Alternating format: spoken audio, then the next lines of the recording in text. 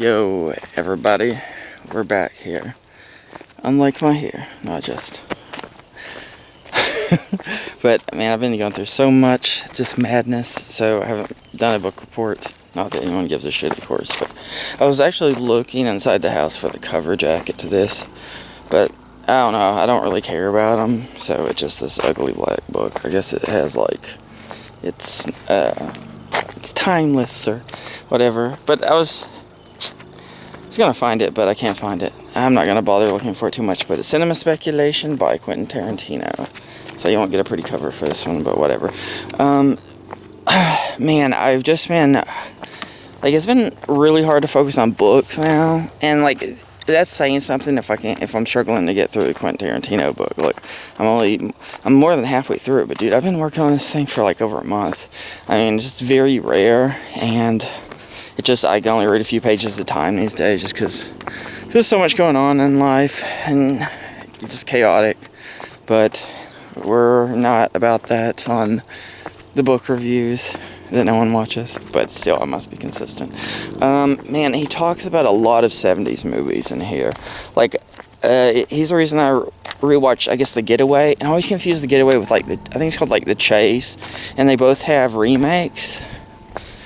And now I'm trying to think, anyway, yeah, I'm trying to think about the remake of The Chase. I need to watch that again, I guess. Who the fuck is in it? Is like oh yeah, the dude that shot, like, Alec Baldwin, he shot that chick on Rust, the cinematographer. Anyway, I feel like that'll get me into his side thing, which I don't really want to do right now.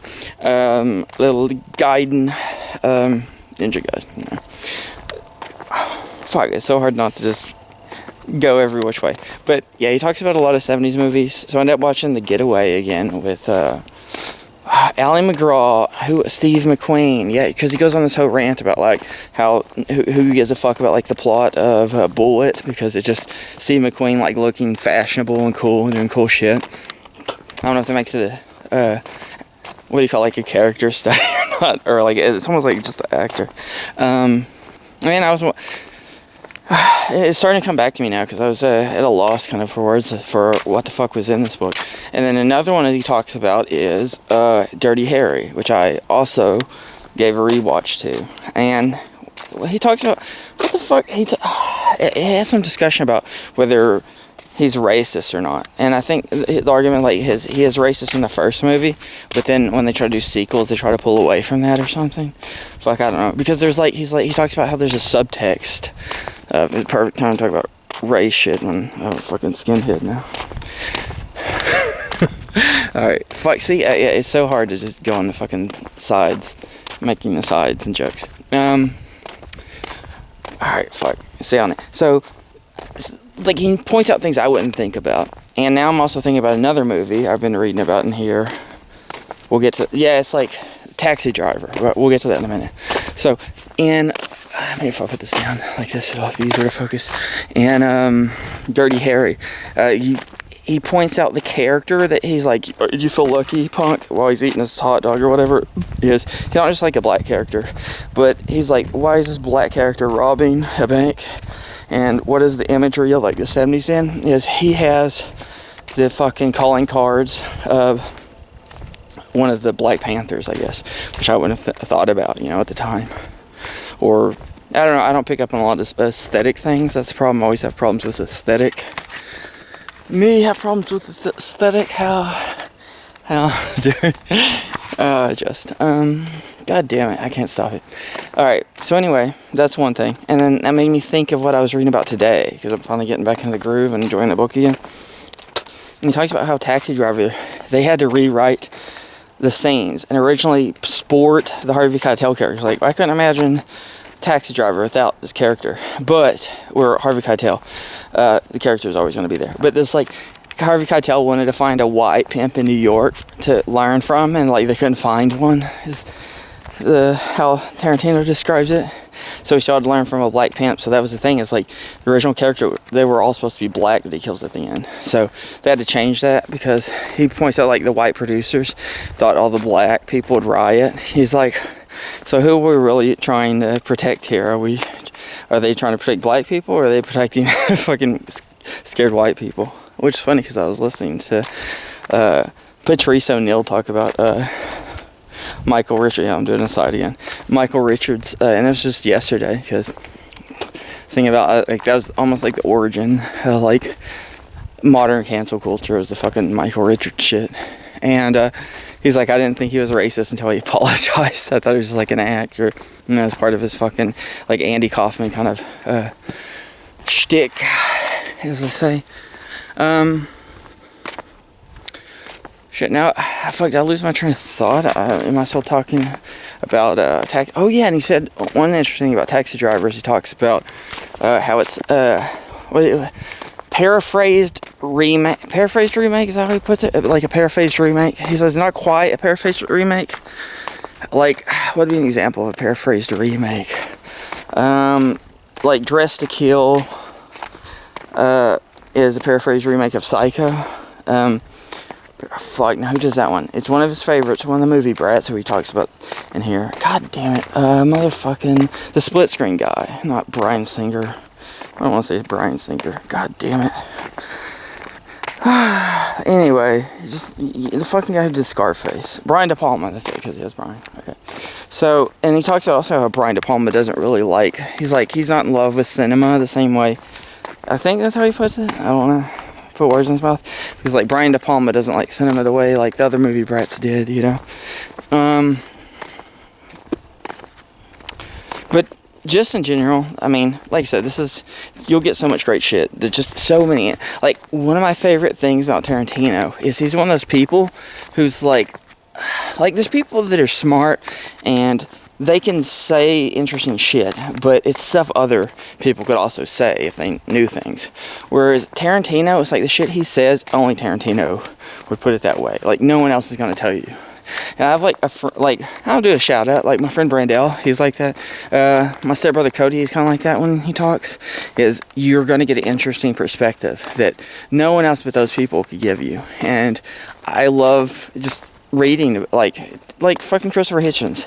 I don't know if I'd go so far as put Sam Harris up there. Sam Harris, very fucking smart, but he's not quite idiosyncratic in the same way like a Christopher Hitchens would be, you know, or Tarantino for that matter. It's just like what he's going to say is like, you know, everyone's got their own opinions, but it's also the culmination of what he's read and he understands, you know.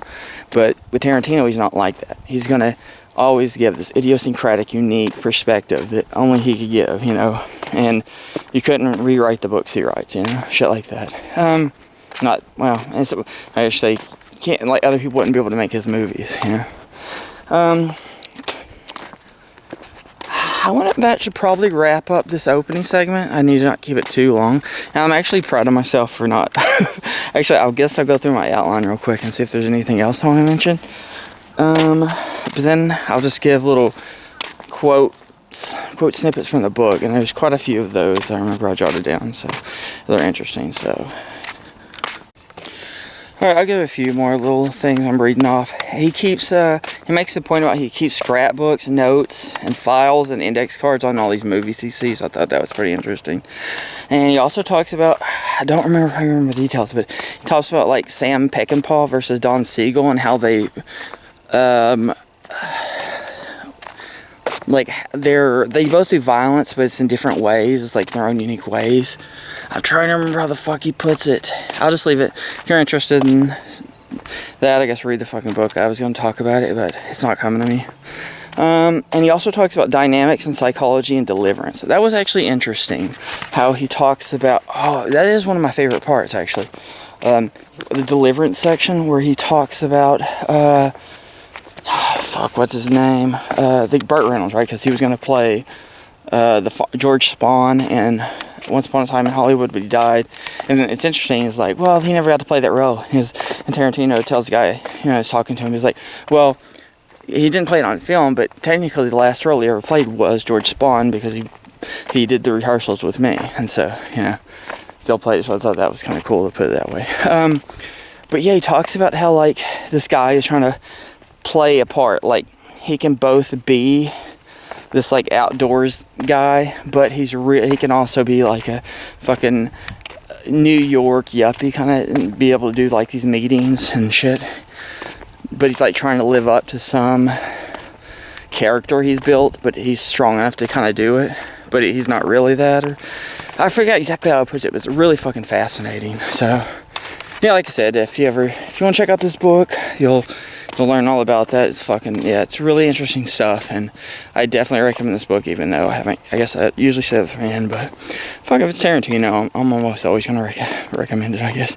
Anyway, let's do some quotes now. Here's a fucking great snippet for Tarantino. Yet at the same time, he's talking about Dirty Harry. We watched all through the scope sight of Scorpio's rifle, with the crosshairs aimed directly at Purple Poncho. But when I was a little boy, how did I know the fellow in Purple Poncho was gay? Because at least 5 patrons laughingly said out loud, "It's a faggot," including my stepfather, Kurt. Beautiful. Like his mom's talking about. Also, Mom never used the short version of the film's title, always referring to it by its full soul title, Sweet Sweetback's Badass Song. And while I remember the men coming home complaining about the movie for days, my mother didn't say much. She didn't defend the picture, but she also didn't join in on the diatribe. She remained, strangely for her, quiet on the subject. Less than a year later, she would leave Kurt and exclusively date black men for the next 3 years. Like, here he's talking about people yelling at the movie. So, like, it's the first time I ever heard the expression, "suck my dick." And he was just yelling at the movie. I forgot what movie they're talking about. What the fuck is it? The bus is coming. I guess it was, like, boring. And then people are just yelling out shit. "You having a good time, Q?" He asked. "These guys are so funny." He smiled at me, blah, blah, blah. Then I felt emboldened to join in. So he screamed something and quickly checked. Reggie was cool with it. He just giggled, so I did join in. I yelled out my new favorite expression, "suck my dick." For 20 years, almost comically, the Los Angeles Times, the newspaper of the motion pictures industry, had critical laughing stocks for their first-string movie critics' position. The New York Times had Vincent Canby, a good voice for that publication. The Chicago Sun-Times had Roger Ebert, when inspiration struck him, would examine an offbeat aspect of the film under analysis, like the fact that the Frank Perry film Diary of a Mad Housewife was told from the perspective of an unreliable narrator by virtue of it was a diary. And despite him and his high-minded colleague Gene Siskel showboating, blah blah blah, yeah, I remember they bitch about slashers. Slashers are great. Roger was a friend of exploitation films, The Last House on the Left, Electric Boogaloo, blah blah blah. Yeah, in the 70s. This is interesting. I don't know if I want to just go and like read all of it, but it's kind of cool where he talks just about how the critics are. Did Roger Corman... Oh wait, it just did Corman. Did Corman deserve the credit for finding these directors? Of course he did, but what really facilitated these directors? Blah blah blah. Positive notice in LA Times from Kevin Thomas. The LA Times was a morning newspaper, most agents and studios, blah, blah, blah. Kevin Thomas gave a positive notice, one of Jonathan Demme's flicks for Corman, or Joe Rubin's flicks for Crown International, blah, blah, blah, The Howling. Yeah. Anyway, I thought that was kind of interesting. I don't feel like reading it all. Now, to be clear, the post-60s anti-establishment alters were, and that's cool, it just gives a whole listing. Blah, blah, blah. You know, I'm not going to read all this, but that's pretty cool. You can take a little fucking pause if you want. Is that all? Is that on the side? Yeah, what's the next one? We'll go to 168. He talks about the movie brats on page 168. Wait. Let's go here. Middle top. Okay. So, the movie brats got their name from this Michael Pies guy. And he said he includes... Who else does he include? He includes somebody that he doesn't include. Fuck, who was it? The guy that did the Last Picture Show, I think, or something. Peter Bogdanovich, maybe? So, yeah, here's the... Whatever. Yeah, fuck it. Let me go read the rest of it. Or play Life is Strange or something.